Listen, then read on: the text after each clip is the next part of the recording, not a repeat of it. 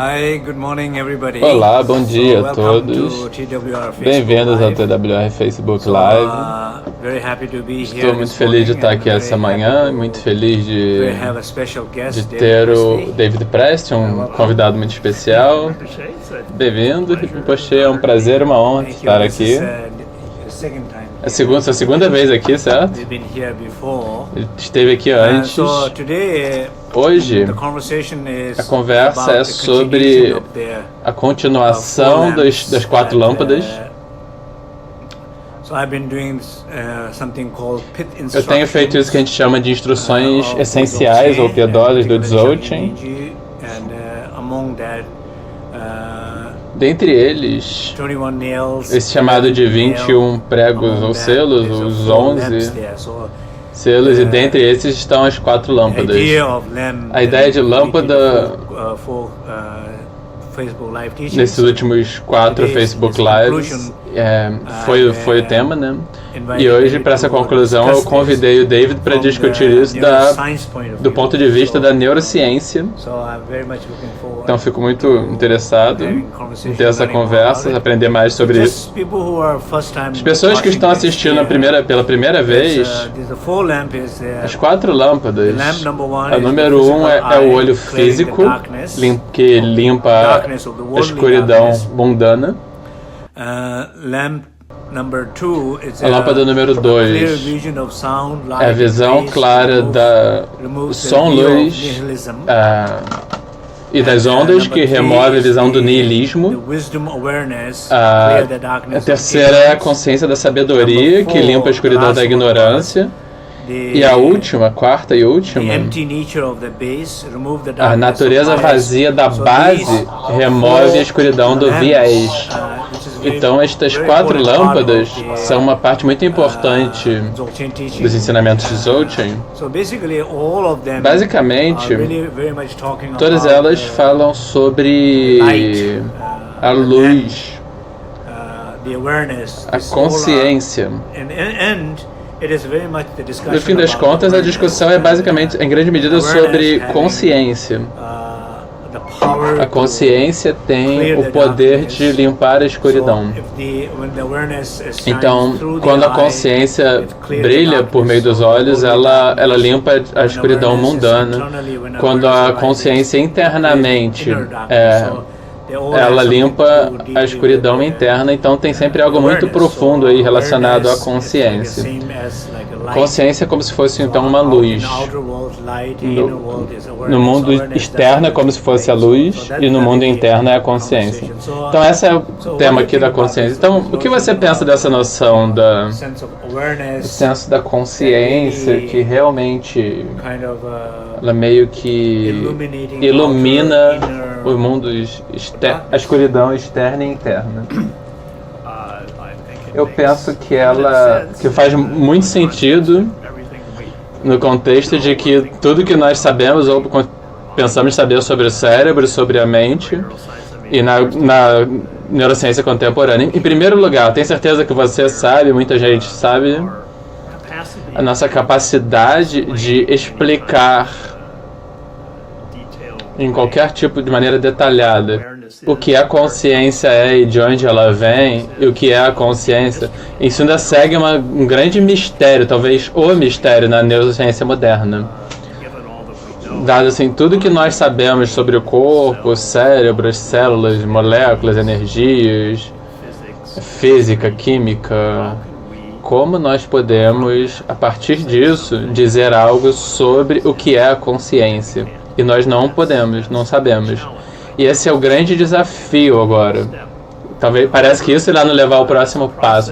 De qualquer forma, ainda assim, experiencialmente, aquilo que nós estamos familiarizados experiencialmente com a consciência, nós podemos começar a investigar e dizer muitas coisas. Quando nós olhamos para o mundo com os olhos, nós vemos a luz, nós vemos a paisagem que é iluminada pela luz.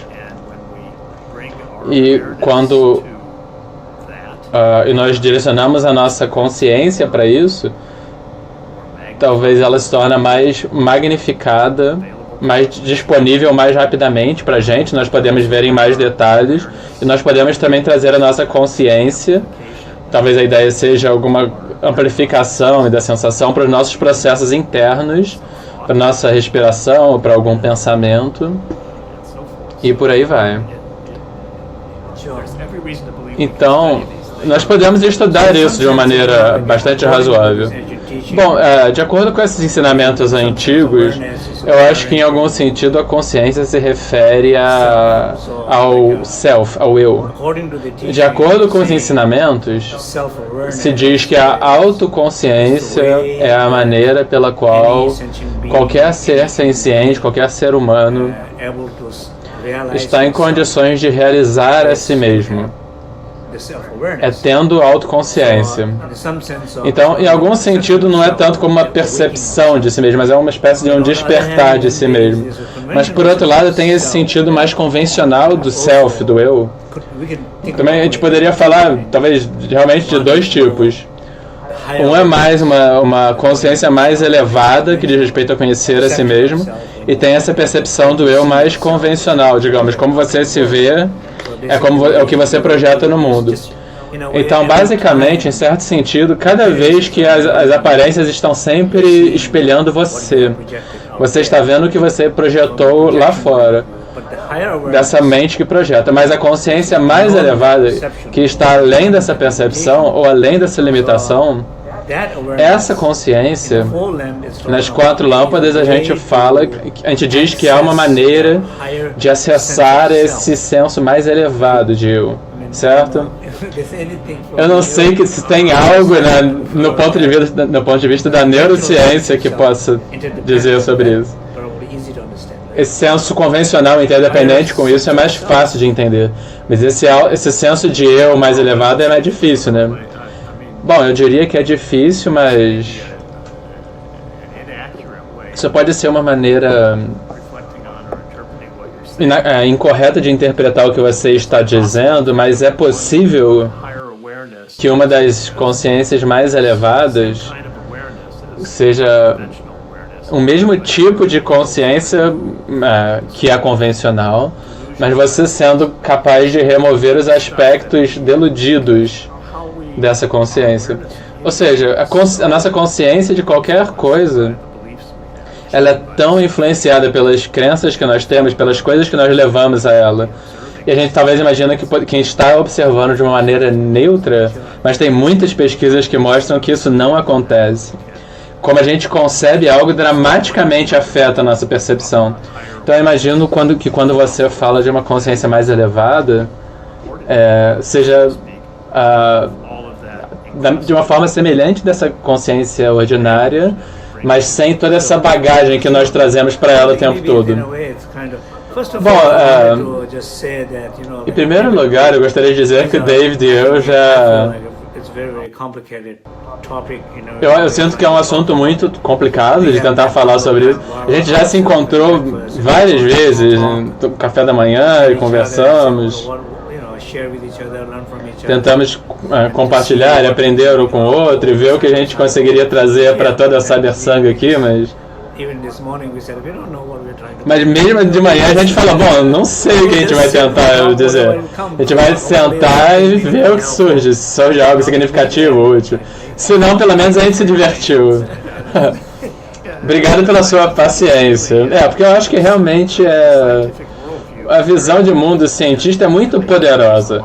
Ela realmente tem muito peso no nosso mundo moderno e tem sido muito bem sucedida em produzir muitas coisas, incluindo toda a tecnologia que nós estamos usando agora para nos comunicar de maneira tão ampla. Então não tem como discutir com o sucesso de tudo isso. E ainda assim, ela continua muito limitada em sua capacidade de abordar coisas que são relacionadas com a natureza da mente e da consciência. A minha sensação pessoal como um cientista é que nós estamos batendo num muro agora, as fronteiras da ciência. São as metodologias, por exemplo, que têm sido desenvolvidas há cerca de 500 anos para tentar entender o mundo, elas têm tido um sucesso enorme em entender alguns aspectos do mundo.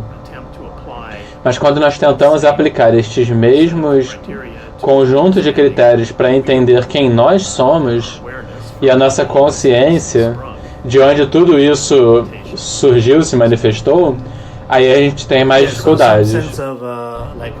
Então, num certo sentido, a gente estava falando na manhã, hoje, por exemplo, um senso de interdependência.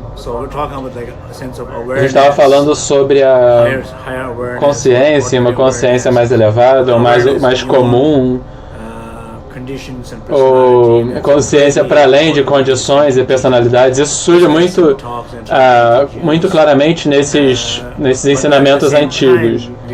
Mas, ao mesmo tempo, nós temos a nossa mente lógica, convencional, nosso processo de pensamento, mas isso também é muito importante. Talvez o que a gente esteja realmente tentando aprender nós estamos falando que tudo é interrelacionado, tudo tem a ver uma coisa com a outra. Mas às vezes a sociedade moderna ela tem um foco muito materialista, um foco muito do lado de fora. E o mundo interno ele não é tão percebido.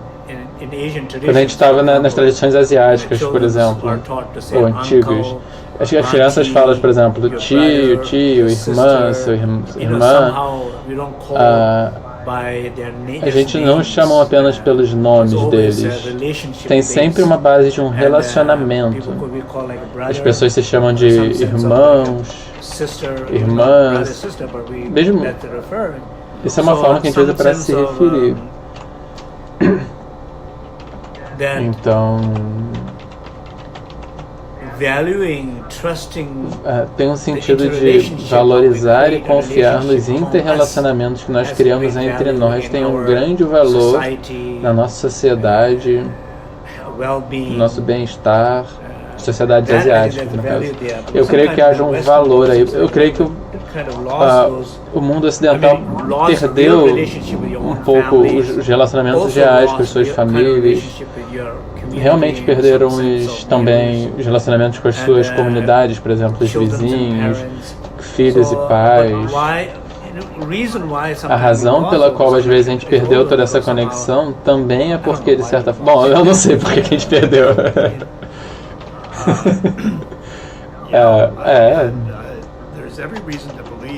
Há todas as razões para acreditar que um dos aspectos mais importantes da humanidade, de quem nós somos como seres humanos, é a nossa capacidade de nos conectar e ser compassivos, nos ajudar uns aos outros e funcionar como comunidade. Então, frequentemente se diz, por exemplo, o cérebro humano ele é muito complexo. Ele se desenvolveu por muitos milhões de anos. Nós acreditamos de acordo com um processo evolucionário. Há indício de que a nossa própria espécie está por aí há alguns milhares de anos. Mas em tempos mais recentes que nós desenvolvemos agricultura, cidades-estados, tecnologia e toda essa coisa. Então, frequentemente a gente diz que o que nós, os seres humanos, estivemos fazendo no resto desse tempo, que eles não estavam fazendo nenhum progresso, e parece que apenas os seres humanos modernos que conseguiram fazer progressos. E eu acho que isso é um engano, ele está perdendo de vista o que estava acontecendo em todo esse tempo. A gente estava aprendendo como colaborar como comunidades e ajudando uns aos outros, e o nosso cérebro complexo está envolvido em grande medida com o fato de nós sermos seres sociais e ter compaixão e nos apoiar. Isso tem sido perdido um pouco na nossa cultura moderna, que tem enfatizado um pouco a dominação competitiva do ambiente, de outras pessoas e por aí vai. Então, tudo que nós pudermos fazer para ajudar a nos reconectar com a nossa herança é útil. Então, vamos voltar nesse assunto das lâmpadas um pouco. Um desses ensinamentos, não das 4 lâmpadas, mas às vezes é discutido, se discute a ideia da lâmpada do coração. Essa ideia seria que o coração não é apenas uma máquina de bombear. No coração há espaço. E nesse espaço há luz. E nessa luz há energia. E quando o coração se abre, ele envia por meio desses canais para o olho. E esses canais são preenchidos por energia e luz. E por meio dos olhos, eles brilham para fora. Essa mesma energia que está no coração brilha no mundo. E o que você vê do lado de fora no mundo é a luz do seu próprio coração. E você está percebendo essa luz voltando para você mesmo. Então, basicamente, quando as coisas estão completamente abertas, o que você está vendo é o seu senso de eu verdadeiro nas experiências que você tem.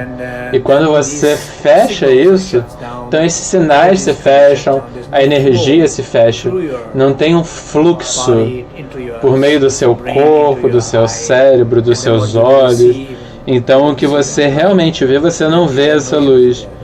Então, tem essa noção, conectando luz, coração e cérebro. Tem algo da neurociência ligados com isso? Bom, eu gosto muito de toda essa explicação do coração não ser apenas uma máquina de bombear.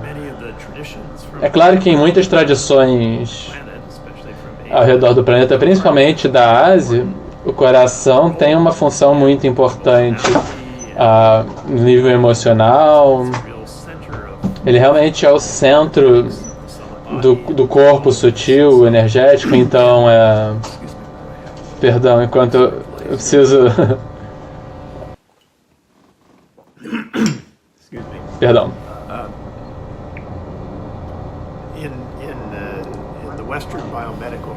Nas tradições biomédicas ocidentais, nós temos desconstruído o corpo em muitos diferentes sistemas de funções. Por exemplo, o cérebro e todas as conexões neurais que se comunicam por todo o nosso corpo, sistema endócrino, sistema digestivo, sistema da imunidade, sistema cardiovascular que está bombeando o coração e o sangue.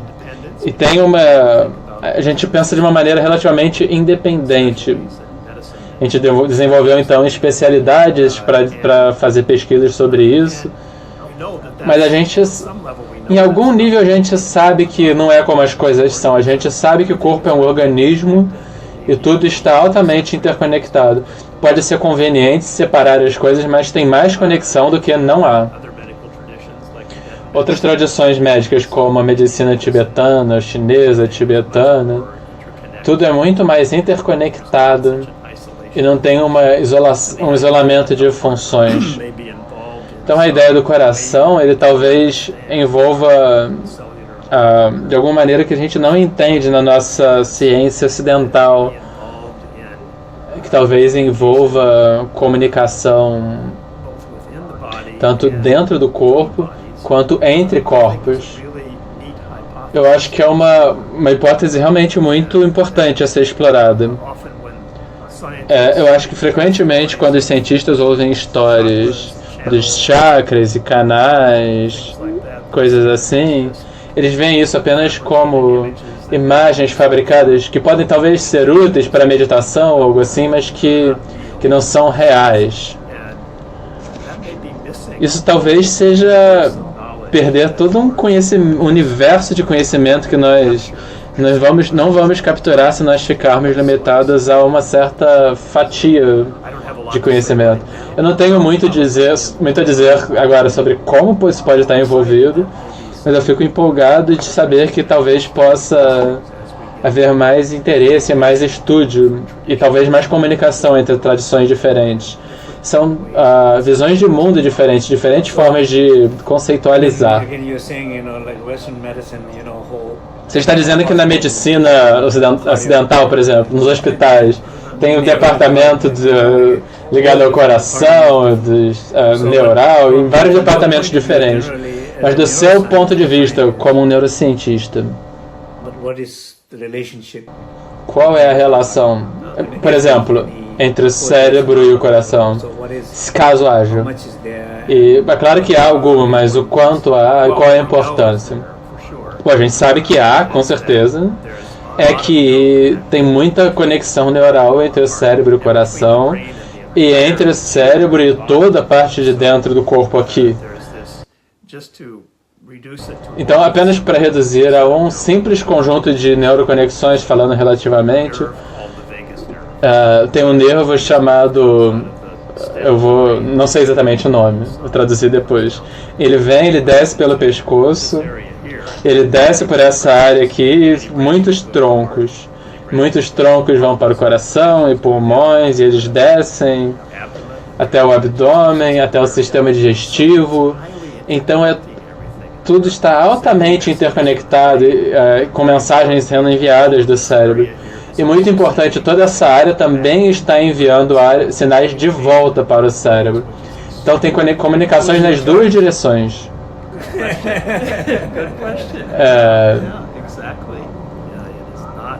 Não é... o mestre perguntou, quem está no comando? Aí ele diz, bom, boa pergunta. Não dá para dizer que o cérebro necessariamente está no comando. Então não é que o cérebro está no comando ou que o coração está em cargo. Então tem algo além. Talvez a consciência esteja no comando. Talvez o cérebro e o coração sejam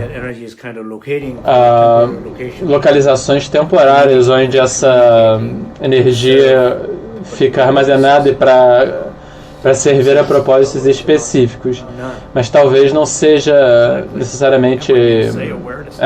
Bom, quando a gente diz que a consciência está no comando, isso automaticamente nos leva ao território que a neurociência ainda não tem nada a dizer, porque a gente não sabe como trazer a consciência como uma agência para a imagem. Esse talvez seja o grande desafio. E eu creio que ela só vai ser encontrada adequadamente se a gente expandir a maneira pela qual nós estamos, de fato, na verdade, fazendo a pergunta. E aí eu creio que a gente consiga ter muitas informações vindo dessas tradições antigas. Bom, existe essa ideia da neuroplasticidade, por exemplo, a ideia de que o cérebro se expande fisicamente. De certa forma, então, claramente tem algo além do cérebro em si. Ou seja, a habilidade de se expandir, de mudar. Então, no certo sentido, o que é isto? Isso teria que remontar à consciência. Bom, não sei o que você quer dizer com algo além do cérebro. Por exemplo, a ideia de que o cérebro possa mudar a sua estrutura. Essa habilidade de mudar tem algo a ver com a mente, consciência. Por exemplo, se você medita por 20 minutos por algumas semanas, muda o cérebro. Então a mente, de alguma maneira, pode mudar a estrutura do cérebro, certo?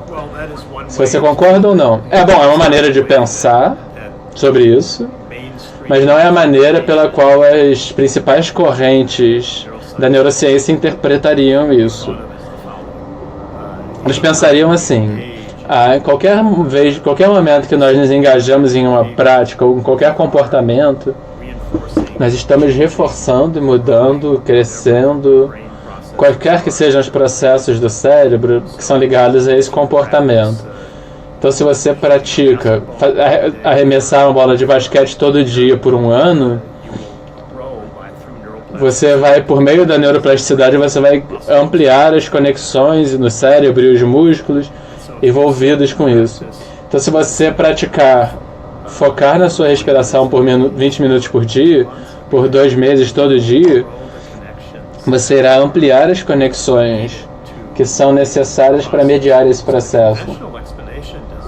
Então, a explicação convencional, ela não traz à mente a consciência, no certo sentido. Exceto no sentido de que o que quer que seja a consciência tem esse processo físico que está amplificando. Então, e quanto à intenção? Por exemplo, tem esse aspecto físico do basquete, o movimento. A mente está colaborando com isso. Mesmo tem a intenção de fazer isso. Ou a intenção de trazer essa ideia de calor e de de bondade para o coração, as emoções positivas afetando o cérebro, as emoções que afetam o cérebro. Essa emoção seria consciência, né? Bom, tem um aspecto de consciência nela. Mas eu não estou defendendo esse ponto de vista, mas eu digo que a maneira convencional da neurociência entender, porque a maioria dos neurocientistas talvez não teriam um problema com nenhuma ideia assim, mas eles talvez diriam que você precisa de algo além dos processos físicos do cérebro. Então eles vão dizer, o que quer que seja a emoção, elas são um conjunto de neuros e processos e isolamentos, e aí tudo isso funciona junto para mudar e para fazer esses efeitos de neuroplasticidade. Mas você precisa... Que você precise de algo adicional, isso não é abraçado em nenhum sentido. Eu não tenho certeza se esse é o melhor exemplo para eles. Mas eu creio que haja maneiras de tentar explicar tudo isso por meio dos processos físicos conhecidos do cérebro, sem uma necessidade de expandir. Então essa ideia, por exemplo, dos yogis, de que quando alguém morre, por exemplo, e eles estão mortos clinicamente, mas aí você diz que o coração deles está aquecido e eles estão em meditação. O que você acha disso? Eu acho interessante, acho ótimo que estejam pessoas interessadas em olhar isto. De olhar, por exemplo, como esse processo funciona, esse processo da morte, de lamas que aparentemente são capazes de manter alguma vida no centro do coração e o corpo não se deteriora e dura por muitas semanas. Eu acho que isso realmente sugere que tem algo acontecendo ali que a gente não pode explicar pela ciência ordinária, normal. Muitos já falaram que dá para entender de um jeito ou de outro, mas a gente realmente não estudou. Isso teria que ser estudado. Se tem algum processo sutil que está acontecendo, que está mantendo algum senso de se manter vivo, e se a gente tentar estudar isso tudo com instrumentos, vai estragar o processo. Consciência lá de bom, tchau. É claro, tem todo esse relacionamento de interdependência entre o cérebro e o coração. Eu acho que do ponto de vista médico, as tradições,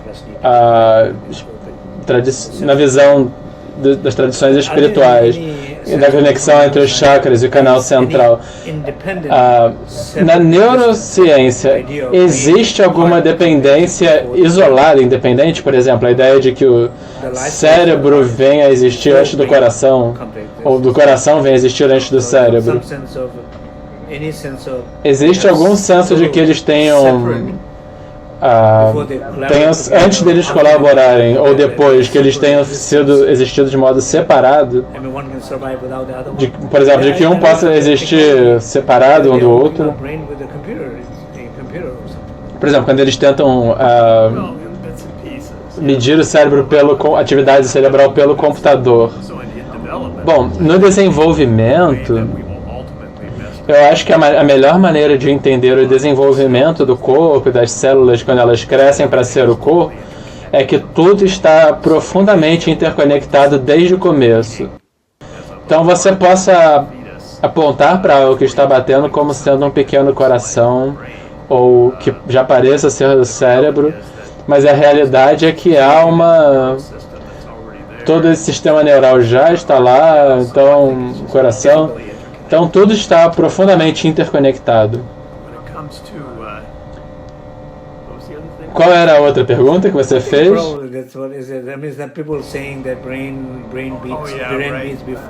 Essa ideia, por exemplo, de que o cérebro bate antes do cérebro se manifestar, o coração bate antes. Então seria difícil dizer essas coisas. É tudo conectado.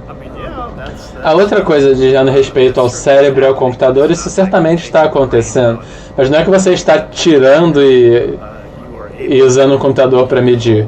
Você consegue decodificar vários processos neurais do cérebro por fazendo medidas elétricas do que está acontecendo e aí usar isso para interagir com sistemas robóticos e por aí vai. Então, por exemplo, se você tem uma lesão que paralisou o seu corpo e você quer mover o seu corpo, mas o seu braço não se move mais, você pode, na verdade, pensar, estabelecer a intenção de que você gostaria de mover o seu braço. Então os sinais podem ser gravados da parte do seu cérebro que está gerando os sinais na direção dos músculos, mas a conexão está quebrada. Então você consegue pegar esses sinais de uma maneira elétrica e ligá-lo a um robô e fazer com que esse braço robótico se mova. Isso é uma área muito empolgante de bioengenharia. Se foca em sistemas de desenvolvimento. Isso não quer dizer que a gente entende tudo que está envolvido no cérebro, da intenção e das conexões, mas a gente está fazendo muitos progressos para que a gente possa decodificar coisas que nós podemos medir no cérebro. Então isso é muito empolgante e também muito útil para ajudar pessoas que sofrem de deficiências, que os impedem de se mover. Então, eu também gostaria de mencionar para a nossa audiência aqui que, como você pode ver, esses tópicos, a relação entre espiritualidade e ciência, onde eles contribuem uns para os outros, para que a gente possa entender melhor e mais plenamente. Tem muitas pesquisas acontecendo, descobertas e discussões. E aqui, já que eu estou falando dos ensinamentos, eu pessoalmente estou muito interessado em, tentar entender um pouco mais, né? E ter esse tipo de conversa. Tem muitas questões, às vezes, mesmo que a gente não saiba quais questões fazer. Mas claramente há este assunto é muito empolgante. E eu talvez encorajaria as pessoas que, se você tem alguma pergunta específica, vocês são bem-vindos a colocá-la ali. E aí eu irei selecionar algumas perguntas, talvez para alguma vez no futuro, para que a gente possa discutir esses tópicos, certo? Um outro comentário relacionado a essa questão das lâmpadas, que nós já abordamos antes, é essa ideia de que a consciência é em grande medida afetada pelas nossas crenças. Isso é algo que nós apreciamos em várias pequenas maneiras. Eu acho que um dos ensinamentos reais, por exemplo, que os ensinamentos budistas trazem, os ensinamentos Dzogchen trazem, isso tem um grande efeito. Nós estamos gradualmente chegando a esse ponto na ciência de que o que nós trazemos para a nossa consciência de qualquer coisa tem um efeito profundo. Mas isso realmente se aplica a tudo. Porque nós criamos tudo a partir da nossa atenção, da nossa consciência. E o único lugar em que é na ciência contemporânea em que nós chegamos a isso de alguma maneira, por exemplo, quando a gente fala nas fundações das medidas das mensurações quânticas, acho que uma das grandes lições que nós chegamos com isso é que isso realmente se aplica a tudo. O papel da atenção, da consciência.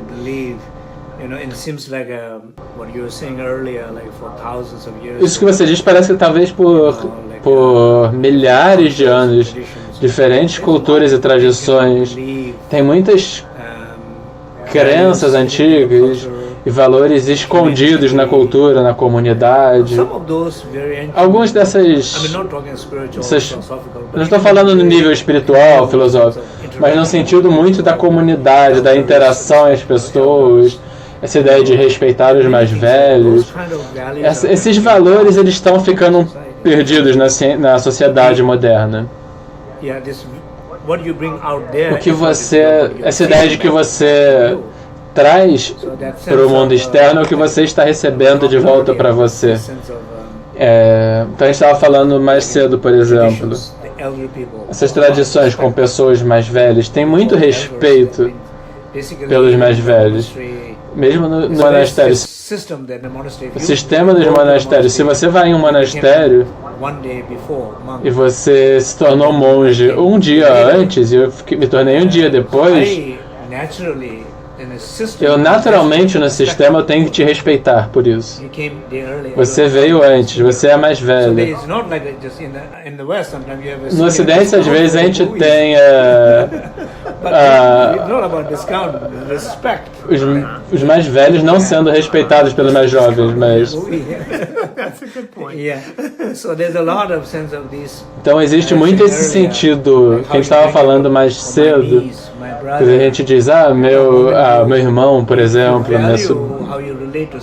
meu sobrinho. Então, se você valoriza como você se relaciona com alguém, então um irmão ou o médico é visto como alguém que vai trazer a cura para o paciente. Não alguém que tem só um conhecimento espiritual, algum conhecimento, mas alguém que traz espaço, calor, esperança.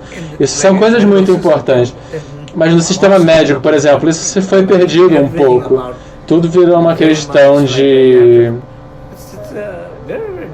É muito difícil. Quantos médicos e enfermeiras estão sofrendo por causa do sistema?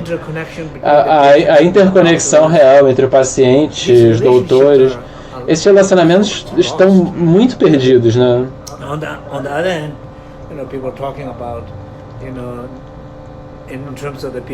A gente pode falar sobre as pessoas viverem bem e viverem longe. E tem muitos fatores, e o mais importante são as interconexões sociais. Mais do que, por exemplo, exercício e outras coisas, muitas outras coisas. Então, nas situações reais na vida, a gente está perdendo esses relacionamentos, certo? Isso é verdade. E, novamente, um dos locais onde o poder da neurociência poderia ser útil seria, por exemplo, tem pessoas investigando. Quando você encosta em alguém, você diz algo como irmão, isso ativa circuitos no cérebro que são ligados a emoções positivas, ou que produzem uma inclinação na direção de uma saúde a longo prazo melhor e prazer. Então, coisas que podem ser apontadas e que você pode dizer, bom, tem algo positivo acontecendo no sistema nervoso e isso pode nos ajudar o quão poderosos são esses comportamentos. E na Universidade de Virgínia tem algumas pesquisas assim. Se eu entendo corretamente, por exemplo, em segurar as mãos de alguém desconhecido ou de alguém com quem você está em um relacionamento, mas não se casou ainda, ou com ou as mãos de alguém com quem você já se casou, os sinais no cérebro em um caso e no outro são totalmente diferentes. Então, obviamente, a sensação de segurança, em um caso tem que ter um pouco de cuidado, talvez, dúvida. Ou se você está casado, ou em outro caso está casado. Eu não sei hoje em dia o quão seguro você se sente por estar casado, mas enfim, é isso que você também está trazendo mentalmente. Então tudo isso está sendo criado por você, né? Mas está acontecendo no cérebro. Isto dá uma certa credibilidade na sociedade moderna, quando a gente diz que está acontecendo com algo conectado no cérebro.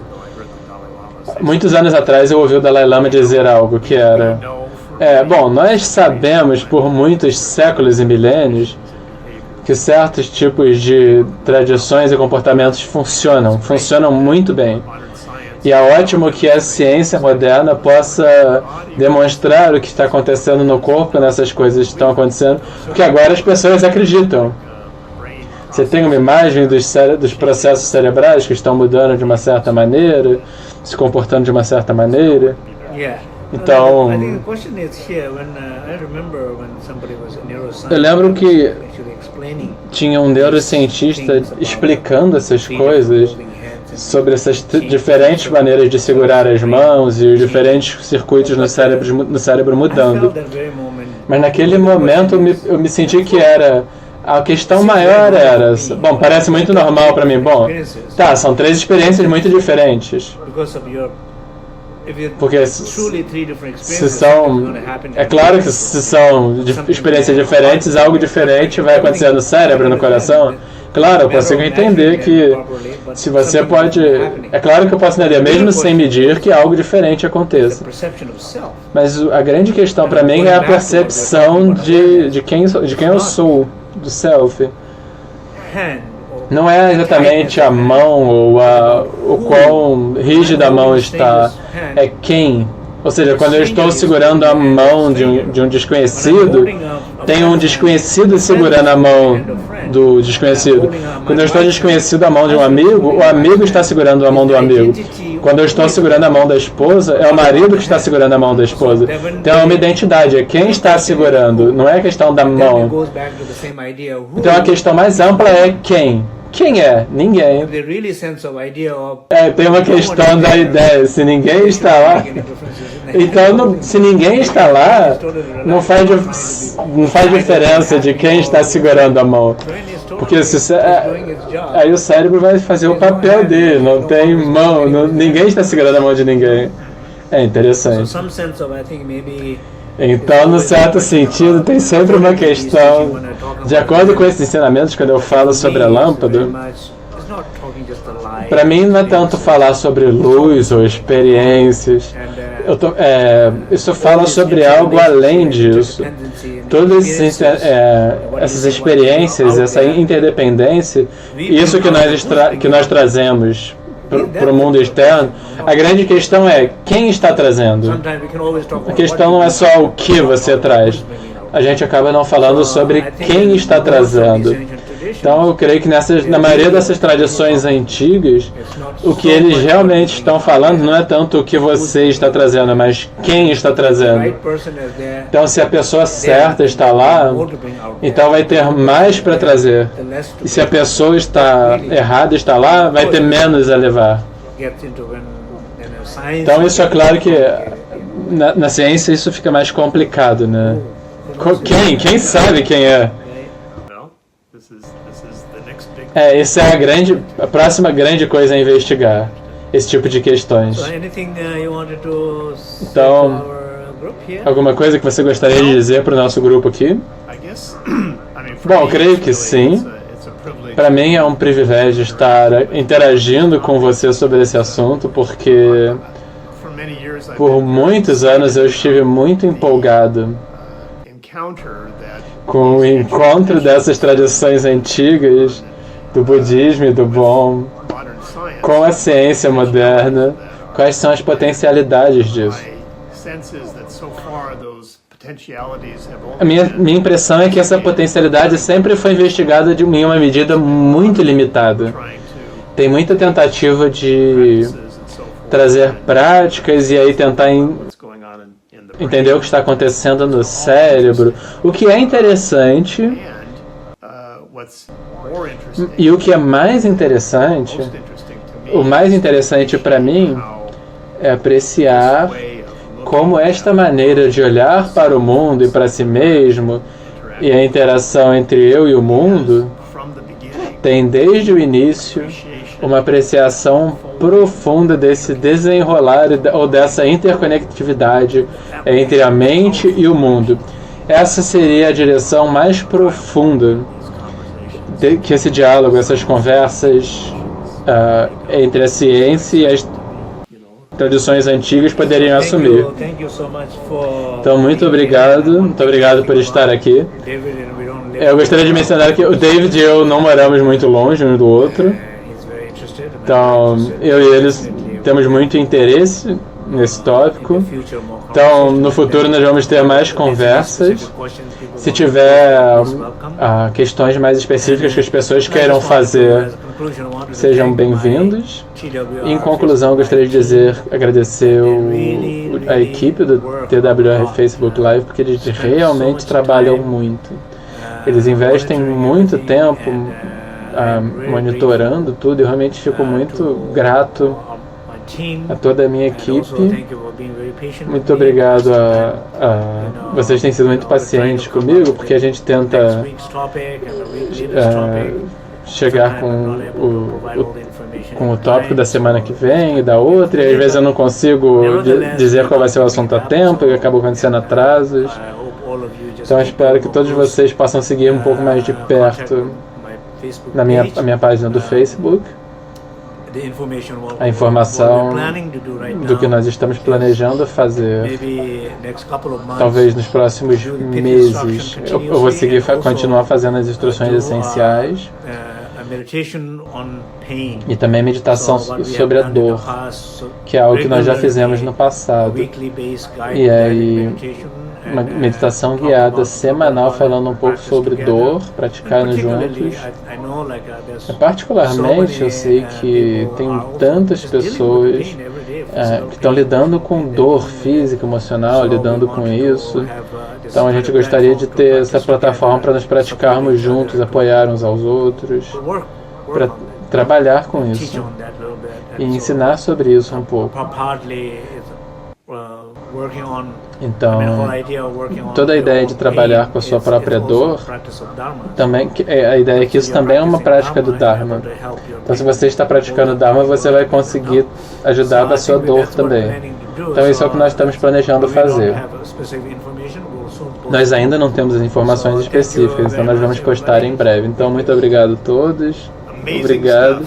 Maravilhoso, maravilhoso. Muito obrigado. Obrigado.